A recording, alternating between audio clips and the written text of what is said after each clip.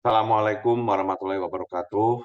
Yang terhormat pimpinan dari Persatuan Aktuaris Indonesia, para pembicara, dan tentunya para peserta hadirin yang berbahagia, seluruh anggota Persatuan Aktuaris Indonesia. Pada kesempatan kali ini, perkenankan saya coba untuk bisa menjelaskan kenapa jaminan sosial akan tetap sangat penting, ya, tidak hanya dalam konteks kita menghadapi pandemi COVID, tapi lebih jauh lagi pada pemulihan ekonomi itu sendiri.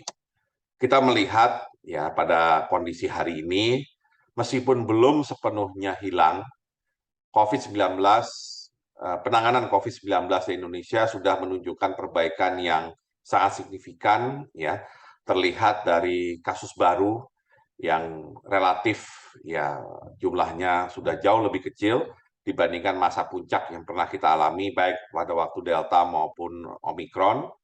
Dan di sisi lain juga kesiapan ya dari tentunya infrastruktur dan tenaga kesehatan kita juga semakin baik, di mana makin banyak kasus sembuh yang bisa terjadi, dan boleh dikatakan meskipun masih ada yang terkena COVID, sebagian besar tergolong OTG ya tanpa gejala maupun gejala ringan.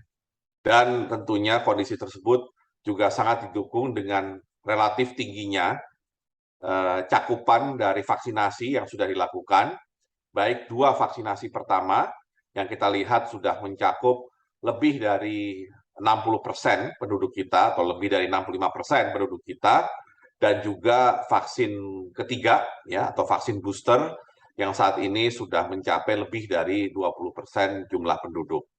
Dan kalau kita lihat paling tidak dengan dua vaksinasi yang pertama, barangkali kondisi ideal yaitu herd immunity relatively di Indonesia sudah tercapai atau sudah mendekati untuk bisa mengklaim bahwa herd immunity sudah terbentuk di Indonesia.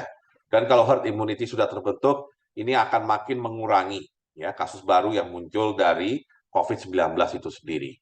Namun tidak bisa disangkal bahwa setelah pandemi ini kita tentunya berharap akan ada recovery yang mulus.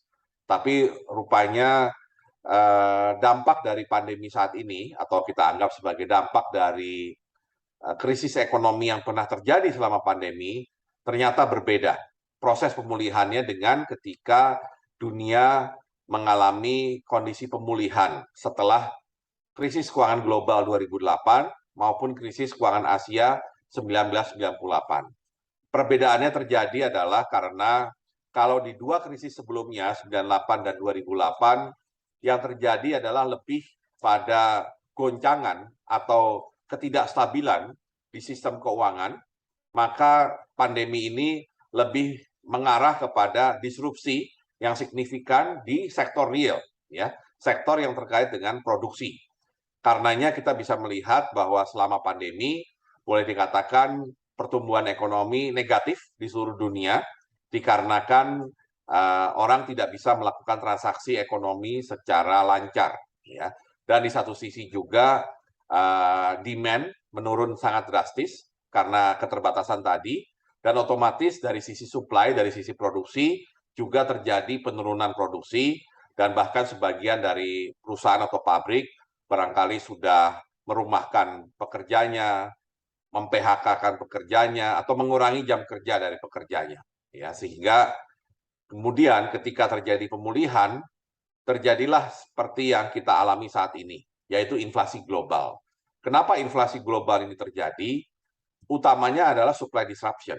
Ya, supply disruption karena yang tadi saya katakan, ya, ketika pandemi banyak sektor produksi, kegiatan produksi yang terhenti atau berkurang cukup signifikan, ya, bahkan lebih dari separuhnya berkurangnya.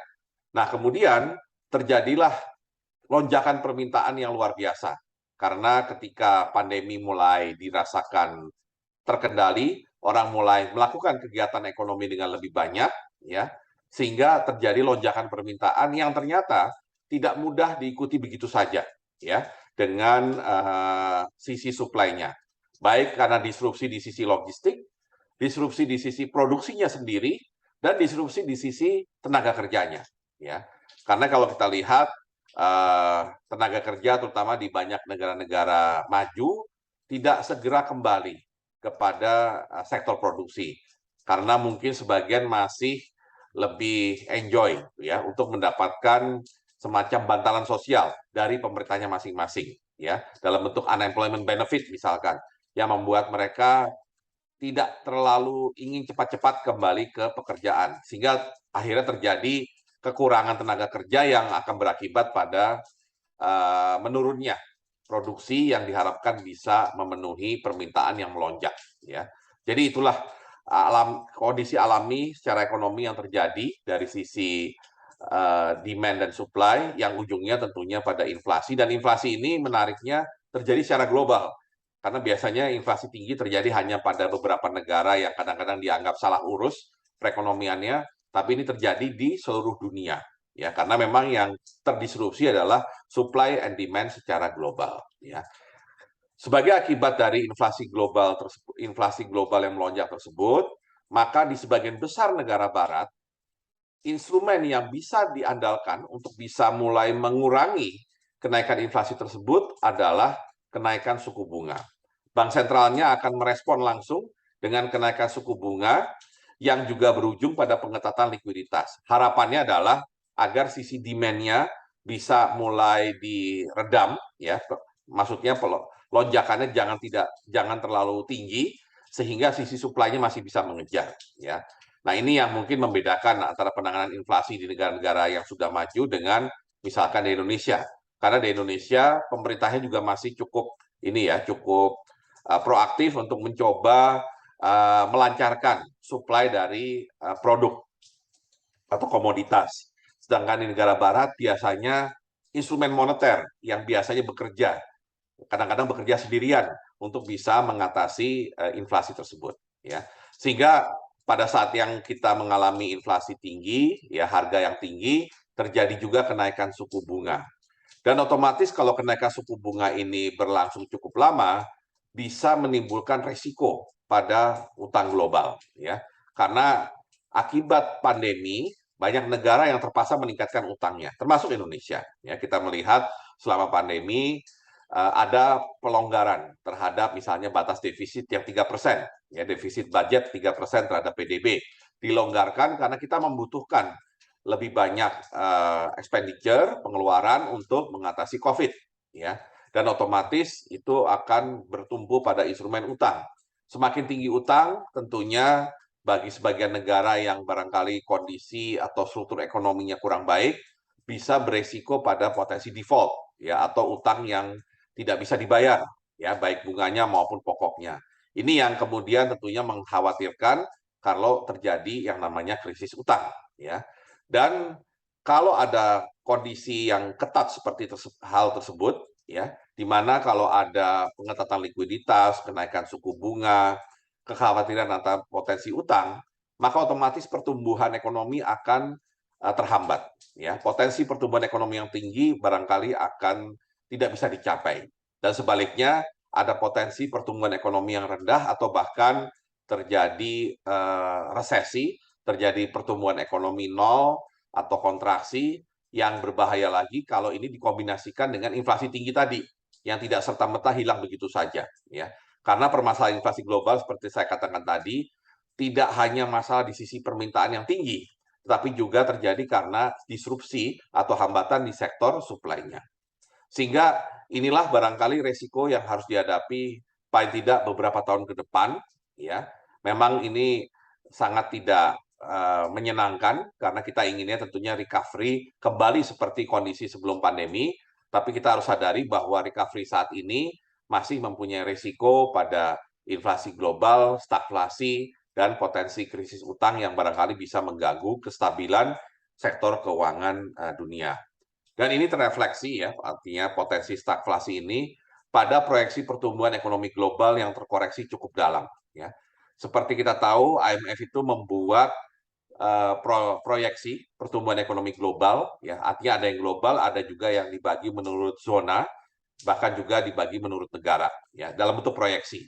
Nah, proyeksinya itu sering dikoreksi, Ya, jadi setiap 3 bulan, setiap quarter mereka melakukan proyeksi, dan apabila misalkan kita ingin melihat bagaimana pertumbuhan ekonomi 2023 misalkan, ya, ini bisa dilakukan misalkan bulan Januari 2022, kemudian bisa lagi dilakukan bulan April. Nah, ketika bulan April bisa saja proyeksi 2023-nya berubah ke arah yang lebih rendah atau ke yang lebih tinggi, ya, tergantung pada kondisi.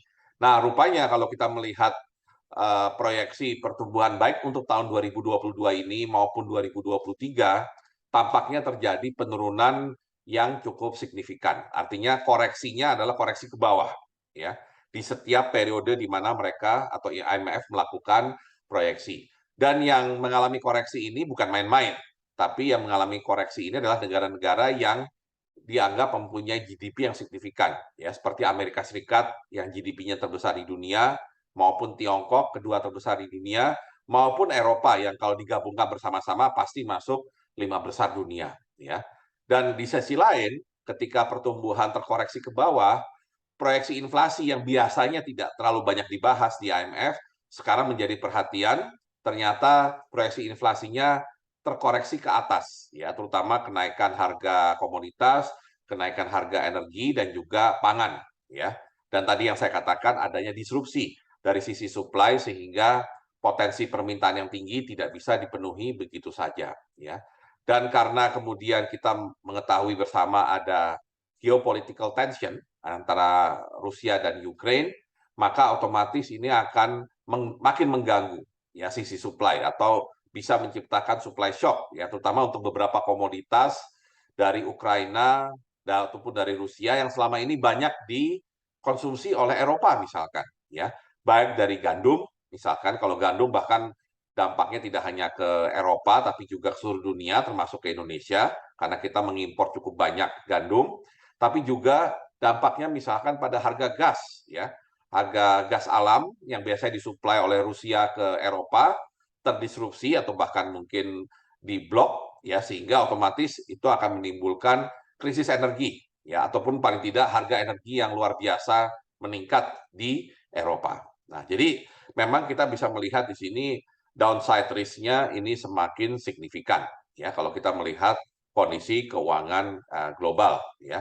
Nah, seperti kita lihat di tabel, misalkan proyeksi pertumbuhan di tahun 2023 untuk global menjadi 2,9%, ya, di mana itu istilahnya turun cukup signifikan 0,7 dibandingkan proyeksi sebelumnya yaitu 3,6 misalkan, ya. Demikian juga kalau kita lihat tahun 2022 ini diperkirakan hanya akan tumbuh 3,2%, dan itu pun sudah diturunkan 0,4% dibandingkan yang sebelumnya, ya. Dan kalau kita lihat Indonesia misalkan, ya, barangkali kita masih berharap ekonomi kita masih tumbuh di atas 5%. Untuk tahun 2022 tampaknya kita masih bisa tumbuh di atas 5%. Untuk 2023 tampaknya barangkali akan ada koreksi lebih jauh lagi, ya, karena sekarang ini kan masih ada periode proyeksi menunggu sampai akhir tahun 2022. Diperkirakan 2023 paling bagus kita bisa tumbuh 5%, dan itu sudah sangat luar biasa, terutama kalau Bapak Ibu bandingkan dengan beberapa negara lain, kecuali India, ya. Memang India secara historis sudah punya tingkat pertumbuhan yang lebih tinggi dari kita. Dan tingkat inflasi ini barangkali luar biasa, ya. Karena jarang sekali kita mendengar negara maju mengalami inflasi di atas 5%. Tapi ini malah perkiraannya 6,6% yang sudah terkoreksi ke atas, ya, dari yang sebelumnya di bawah 6% misalkan. Untuk negara berkembang menjadi lebih tinggi lagi, mendekati 10%. Nah, tentunya ini adalah kondisi ekonomi yang patut diwaspadai dalam pengertian meskipun ada prospek pertumbuhan, tetap pertumbuhan itu akan dibayang-bayangi dengan inflasi tinggi, ya. Dan juga prospek pertumbuhan tersebut ternyata tidak sebagus seperti yang kita perkirakan semula. Untuk kasus Indonesia, memang kondisi hari ini kita juga ikut mengalami inflasi yang tinggi tersebut, tetapi barangkali di sisi lainnya ada hal yang paling tidak membantu, ya, upaya kita untuk menghadapi inflasi yang tinggi tersebut. Paling tidak dari sisi penerimaan pajak kita melihat masih cukup baik penerimaan pajaknya karena harga komoditas yang masih relatif tinggi. ya. Jadi komoditas memang bukan solusi kita, solusi jangka panjang kita maksudnya untuk Indonesia menjadi negara maju. Ya, kita harus terus melakukan upaya nilai tambah, peningkatan nilai tambah dari komoditas yang kita miliki, baik itu yang terkait minyak dan gas maupun terkait batu bara, ya, tambang maupun yang terkait dengan pangan, ya, komoditas pangan. Nah, kalau kita lihat tentunya kenaikan harga komoditas yang tinggi sebagai akibat dari disrupsi di sisi supply terhadap demand yang meningkat tadi, menguntungkan Indonesia tentunya untuk komoditas yang kita miliki atau yang biasa kita ekspor. Contohnya natural gas, coal, demikian juga mungkin bagian sedikit dari minyak bumi, tapi kalau minyak bumi sebenarnya dampaknya sudah negatif karena Indonesia itu posisinya adalah net importer dari BBM, ya. Nah, kemudian tentunya yang kita harus waspadai juga adalah mengenai harga komoditas untuk yang terkait pangan, ya. Kalau untuk kelapa sawit tentunya itu menguntungkan kita, ya, CPO, tetapi untuk yang lainnya yang mana kita import seperti kedelai, gandum, ya, bahkan kadang-kadang jagung, tentunya ini harus kita waspadai, ya, karena bagaimanapun komoditas pangan itu sangat vital, ya, bagi kesejahteraan masyarakat, dan kita harus pastikan bahwa Indonesia mampu untuk menyediakan pangan bagi masyarakatnya dengan harga yang terjangkau. Nah, inilah barangkali berbagai tantangan yang kita hadapi, yang di satu sisi bisa memberikan dampak positif dari sisi penerimaan pajak misalkan, tapi dari sisi negatifnya ini tentunya akan memberatkan masyarakat dengan kenaikan harga yang barangkali cukup merata di berbagai produk maupun komoditi. Dan kemudian tekanan dari inflasi global itu sendiri ternyata masih tinggi. Ya, artinya meskipun bank-bank sentral baik di Amerika maupun Eropa mulai agresif untuk menaikkan tingkat bunganya, tapi itu tidak serta-merta menurunkan tingkat inflasinya. Ya, kita bisa melihat di berbagai negara G20 beberapa sudah menaikkan tingkat bunganya, tetapi kita melihat inflasinya meskipun mulai barangkali mulai agak berkurang, ya, kenaikan inflasinya, tapi tetap pada kondisi yang relatif cukup tinggi, ya. Seperti di Amerika Serikat yang pernah mencapai 9%, Inggris bahkan sampai double digit 10%, ya. Demikian juga Eropa, ya, yang mendekati juga 9%. Ya, tentunya ini adalah sinyal bahwa inflasi global masih akan terus bersama kita mungkin sampai tahun depan, ya. Nah, di satu sisi tentunya kita juga patut bersyukur bahwa Indonesia tidak terlalu agresif menaikkan tingkat suku bunganya. Ya, BI terakhir menaikkan 25 basis poin, ya, menjadi 3,75, ya, dan mungkin salah satu yang paling akhir untuk menyesuaikan tingkat bunga, dan untungnya ini tidak serta-merta mengganggu, ya, upaya pertumbuhan ekonomi, dan meskipun BI tidak terlalu cepat menaikkan tingkat bunga, ternyata juga masih berdampak positif bagi upaya kita untuk menjaga inflasi pada level yang relatif terkendali, ya. Tapi memang ini suatu tantangan yang bukan jangka pendek, ya. Mudah-mudahan dalam jangka pendek bisa teratasi dengan baik, tapi kita juga harus menyiapkan untuk jangka menengah panjang, ya. Terutama bagaimana kita memperbaiki sisi supply-nya dari supply chain-nya sampai produktivitasnya.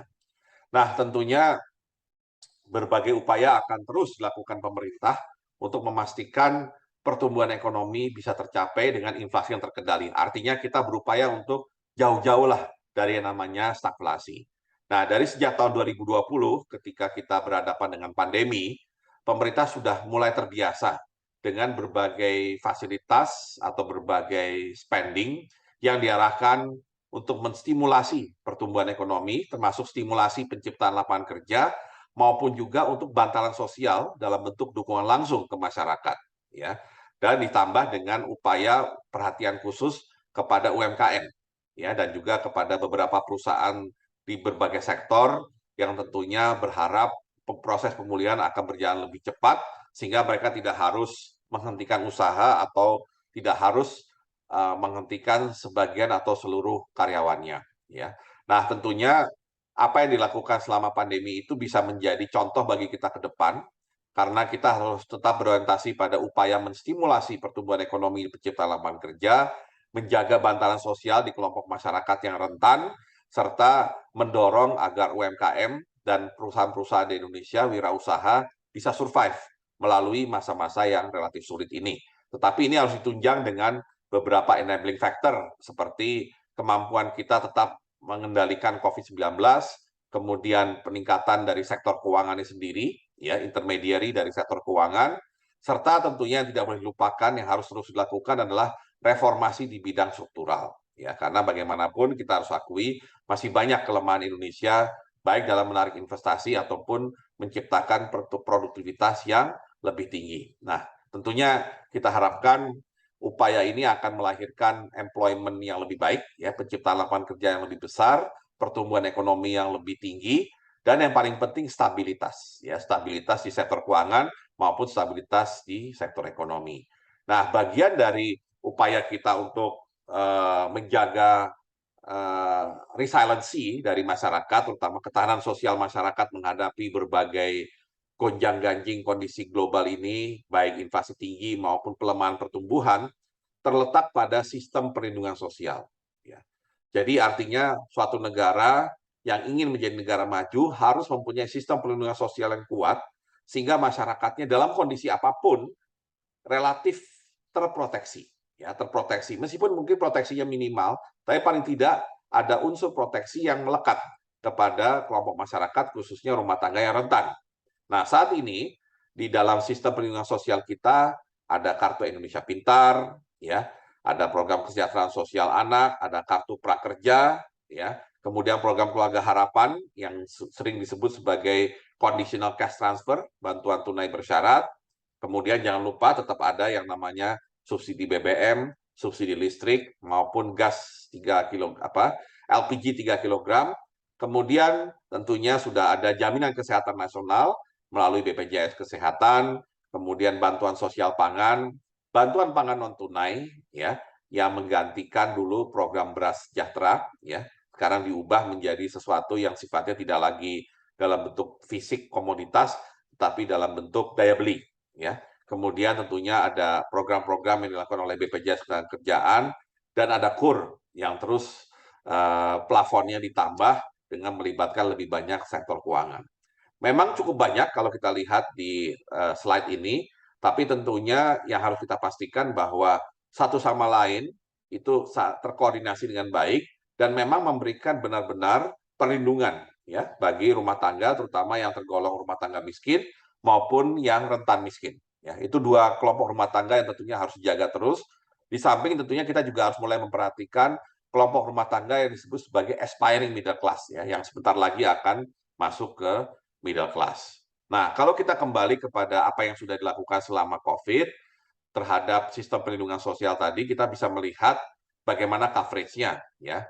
Contoh untuk kartu prakerja itu bisa berdampak kepada 5,6 juta jiwa, program sembako langsung waktu itu yang ketika sebagian dari wilayah Indonesia mengalami batasan, ya, sosial, batasan fisik, ya, atau lockdown, itu juga mencapai 20 juta kelompok penerima. Demikian juga program keluarga harapan yang berlaku bagi 10 juta rumah tangga, serta ada juga bantuan sosial sifatnya non-reguler, situasional, karena adanya COVID, seperti sembako untuk Jabodetabek, ya, kemudian ada bantuan sosial tunai bagi 9 juta kepala keluarga, ada bantuan langsung tunai desa, serta ada subsidi energi listrik bagi pelanggan yang 450 dan 900 VA. Ya. Tentunya ini adalah upaya bantalan sosial atau jaringan pengaman sosial yang terus harus dihidupkan karena memang seperti itulah nanti contoh negara maju yang selalu memberikan proteksi. Tapi tentunya ke depan nantinya proteksi tidak hanya bergantung kepada sesuatu yang sifatnya bantuan tunai atau langsung, tapi juga dalam bentuk kerangka asuransi atau benefit yang terkait dengan jaringan keamanan atau jaringan social security, ya, yang biasa terjadi di negara-negara maju. Nah, tentunya dari jaringan pengaman sosial itu kita berharap tentunya dampaknya adalah memperbaiki daya beli, sekaligus mengurangi beban pengeluaran, terutama bagi rumah tangga yang saya katakan tadi rentan selama masa pandemi. Ya, Paling tidak kalau kita lihat survei rumah tangga 2020, 85% rumah tangga menerima setidaknya satu program bantuan dari pemerintah. Ya, tentunya ini coverage yang cukup banyak ya. Kalau kita bicara 85% dari rumah tangga di Indonesia. Ya, kalau kita asumsikan penduduk 270 juta dengan satu rumah tangga, katakan kita masukkan 5 orang, ya, artinya bapak ibu dengan 3 anak, maka kita bisa melihat ada 50 juta lebih, ya, 50, ya hampir 55 juta lebih, 55 juta rumah tangga yang menerima bantuan. 85%-nya itu paling tidak menerima satu program bantuan dari pemerintah, ya. Terutama 95% dari rumah tangga itu ada di persentil 20 ke bawah, ya, 20% rumah tangga dengan penghasilan terendah. Itu 95%-nya mendapatkan bantuan tersebut. Tentunya akan ideal kalau bisa sampai 100%. Nah, grafik tersebut juga menunjukkan bahwa 69% rumah tangga termiskin di wilayah perkotaan dan 76% rumah tangga termiskin di wilayah pedesaan menerima setidaknya satu bantuan sosial. Jadi di satu sisi sudah ada perbaikan yang sangat baik, tapi di sisi lain ini tantangan bagaimana kita meyakinkan agar seluruh rumah tangga yang termiskin di perkotaan maupun pedesaan bisa menerima bantuan sosial yang memadai dari pemerintah atau yang kita sebut sebagai bantuan sosial tepat sasaran, ya. Nah, tentunya ada beberapa bantuan sosial yang utama ya untuk membantu rumah tangga tersebut. Ada PKH tadi yang conditional cash transfer, ada bantuan pangan non tunai ya BPNT ya terutama untuk memenuhi kebutuhan karbohidrat dan protein, beras dan telur misalkan. Kemudian juga ada yang terkait dana desa ya yang langsung diberikan kepada rumah tangga desa yang tergolong rentan serta bantuan sosial tunai ya terutama untuk bantalan selama masa krisis. Nah, dari situ kita lihat bahwa nilai bantuan sosial itu kira-kira 21% dari total pengeluaran rumah tangga termiskin di wilayah pedesaan dan 18% untuk rumah tangga termiskin di wilayah perkotaan. Ya, memang ini adalah jumlah yang barangkali belum ideal, tapi paling tidak kita harus terus memperbaiki database supaya suatu saat di masa depan ketika keuangan negara makin kuat, makin baik, kita bisa memberikan bantuan yang lebih besar, ya sehingga rumah tangga di kelompok yang rentan tersebut bisa lebih cepat keluar dari kemiskinan dan juga mereka bisa lebih mandiri ya baik untuk bekerja ya untuk melakukan kegiatan pendidikan dengan lebih baik dengan kesehatan yang lebih baik dan juga mempunyai kesempatan untuk melakukan kegiatan wirausaha melalui UMKM. Dan tentunya bagi Bapak Ibu sebagai anggota Persatuan Aktuaris, sistem jaminan sosial nasional itulah sebenarnya jawaban kita ya untuk bisa mempercepat upaya pengurangan kemiskinan dan juga mengurangi ketimpangan. Saat ini yang disebut sebagai SJSN itu sudah mencakup jaminan hari tua dari BPJS Tenagakerjaan, jaminan pensiun juga dari BPJS Tenagakerjaan, demikian juga jaminan kecelakaan kerja ya. Nah, kemudian juga ada jaminan kematian. Nah, dari sisi lain dari BPJS Kesehatan ada JKN ya, Jaminan Kesehatan Nasional. Tentunya secara infrastruktur, secara institusi kita sudah cukup lengkap ya. Pertanyaannya apakah sudah optimal? Ya, jadi kita sudah punya semuanya. Pertanyaan berikutnya apakah ini sudah efektif dan optimal? Tentunya ada beberapa tantangan yang harus segera diatasi ya, terutama oleh tidak hanya manajemen dari BPJS tapi juga dukungan pemerintah secara maksimal. Pertama, tingkat kepesertaan yang barangkali masih relatif rendah ya, terutama untuk BPJS Ketenagakerjaan ya, baik dari sektor formal apalagi yang dari sektor informal. Tampaknya memang perlu upaya lebih dalam lagi untuk memperluas cakupan baik untuk tenaga kerja maupun juga untuk kesehatan ya, meskipun kesehatan tentunya sudah cukup besar ya, terutama ada PBI ya, penerima bantuan iuran yang sudah barangkali mendekati 100 juta orang, tapi tetap kita menginginkan dampak yang lebih efektif dan optimal. Kemudian juga barangkali tantangan lainnya adalah kurangnya literasi pekerja mengenai manfaat dari jaminan pensiun, jaminan hari tua, maupun program-program lainnya dalam SJSN ya. Jadi memang kita perlu membudayakan atau melakukan edukasi mengenai pentingnya jaminan setelah kita pensiun. Ya, artinya tentunya setiap pekerja harus mulai memikirkan, mempersiapkan apa yang akan dilakukan ketika dia sudah pensiun. Ya, bantalan apa yang diperlukan agar tentunya kehidupan keluarganya itu berjalan terus dengan baik, ya. Dan satu lagi yang juga masih berat, ya, dan itu wajar sekali terjadi di berbagai negara, yaitu willingness to pay, ya, kesediaan membayar baik dari pekerja maupun dari pemberi kerja, ya, karena hanya dengan kesediaan membayar yang lebih tinggi, maka yang namanya kesejahteraan akan jadi lebih baik, ya. Dan otomatis kalau kesediaan membayar tinggi baik dari dua sisi, ya, dari sisi pekerjanya maupun dari sisi pemberi kerjanya, barangkali BPJS Ketenagakerjaan misalkan itu akan menjadi salah satu lembaga yang bisa melakukan investasi jangka panjang secara masif, ya. Karena saya ingat misalkan BPJS Ketenagakerjaannya Australia, ya, yang disebut sebagai superannuation, itu menjadi investor di berbagai negara di dunia dengan tetap memberikan manfaat yang sangat menarik bagi para pesertanya. Dan itu bisa terjadi bukan karena subsidi dari pemerintah, tapi karena dukungan iuran baik dari pemberi kerja maupun yang lebih penting dari pekerjanya sendiri. Jadi memang sudah harus dibiasakan bahwa iuran yang diberikan itu akan memberikan manfaat yang sangat signifikan di kemudian hari ketika pensiun, ya. Dan tentunya kita harus terus optimalkan pengelolaan dari dana yang terkumpul meskipun barangkali masih jauh dari ideal, tapi paling tidak kita harus kelola secara baik, ya, dengan investasi yang tentunya memberikan manfaat yang baik, tapi tetap berhati-hati, ya. Memang saat ini kalau kita lihat aset yang ada masih lebih kecil, misalkan dibanding kapitalisasi pasar domestik, kalau kita bandingkan dengan kredit domestik ke sektor swasta maupun surat berharga negara, ya. Dan aset dana pensiun terhadap PDB pun juga relatif sangat kecil.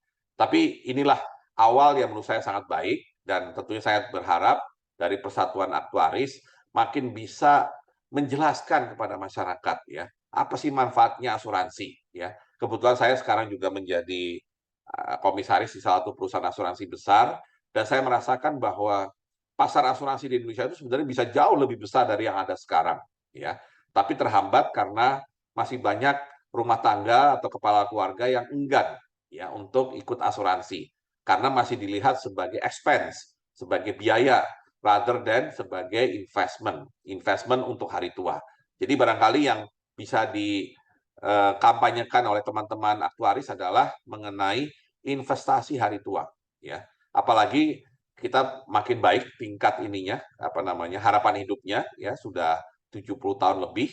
Kemudian juga kalau kita lihat dengan usia pensiun yang masih relatif rendah, ya, saat ini 55 tahun misalkan untuk BUMN, 58 tahun untuk ASN, 55 tahun juga untuk korporasi, tampaknya kita bisa melihat dengan kesehatan yang semakin baik, masih banyak tenaga produktif yang barangkali akan lebih bermanfaat kalau di masa pensiunnya, pensiun formalnya, dia tetap bisa berkiprah secara efektif. Nah, sehingga sebagai kesimpulan, barangkali kita dorong keikutsertaan yang lebih banyak dalam JHT, jaminan pensiun, dan SJN secara umum, memperbaiki masalah literasi, terutama tadi manfaat dari asuransi dalam bentuk apapun, ya, dari asuransi yang sifatnya asuransi jiwa, asuransi kesehatan, sampai asuransi yang terkait dengan pensiun, ya. Dan kita harapkan di tahun 2070 aset jaminan pensiun JHT dalam SJSN bisa mencapai 55% dari PDB, ya. Tentunya harus disertai dengan tingkat kepesertaan yang lebih tinggi dan investasi yang semakin baik.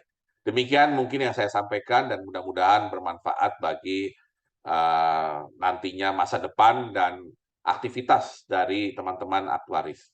Assalamualaikum warahmatullahi wabarakatuh.